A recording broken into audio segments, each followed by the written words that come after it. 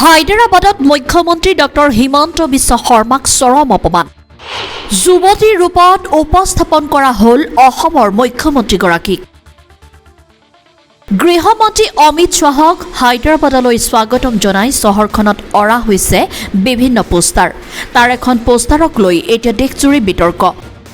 ৱাশ্বিং পাউডাৰ নিৰ্মা শীৰ্ষক পোষ্টাৰখনত এগৰাকী যুৱতীৰ ৰূপত উপস্থাপন কৰিলে অসমৰ মুখ্যমন্ত্ৰীক ভাৰত ৰাষ্ট্ৰ সমিতিয়ে চহৰখনৰ অলিয়ে গলিয়ে আৰিছে এনে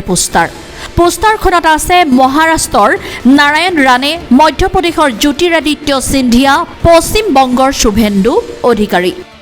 দিল্লীৰ সুৰাৰ কেলেংকাৰীৰ গোচৰত ৰাজ্যখনৰ মুখ্যমন্ত্ৰীকে চন্দ্ৰশেখৰ ৰাওৰ কন্যাকে কবিতাক ইডিয়ে সমন জাৰি কৰাৰ প্ৰতিবাদত বিআৰএছে হায়দৰাবাদৰ অলিয়ে গলিয়ে এনেধৰণৰ ৱাশ্বিং পাউডাৰ শীৰ্ষক পোষ্টাৰ আৰিছে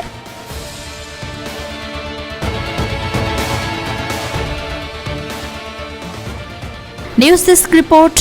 ব্ৰহ্মপুত্ৰ নিউজ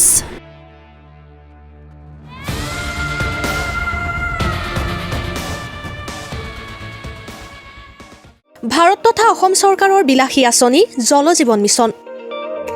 ঘৰে ঘৰে খোৱা পানী বিশুদ্ধ খোৱা পানী প্ৰতিদিনে খোৱা পানী পাব প্ৰতিজনে প্ৰতিদিনে ন্যূনতম 55 লিটাৰ বিশুদ্ধ খোৱা পানী 2024 চনৰ ভিতৰত সম্পূৰ্ণ হ'ব জল জীৱন মিছন প্ৰধানমন্ত্ৰী নৰেন্দ্ৰ মোদী তথা মুখ্যমন্ত্ৰী হিমন্ত বিশ্ব শৰ্মাৰ প্ৰচেষ্টাত তীব্ৰ গতিত চলি আছে কাম জল জীৱন আঁচনিৰ পূৰ্ণ কাৰ্যকাৰিতাত বিশেষ গুৰুত্ব যোৰহাট জনস্বাস্থ্য কাৰিকৰী বিভাগৰ আপোনাৰ আঁচনি যোৰহাট কাৰ্যক্ষম কৰিব আপুনি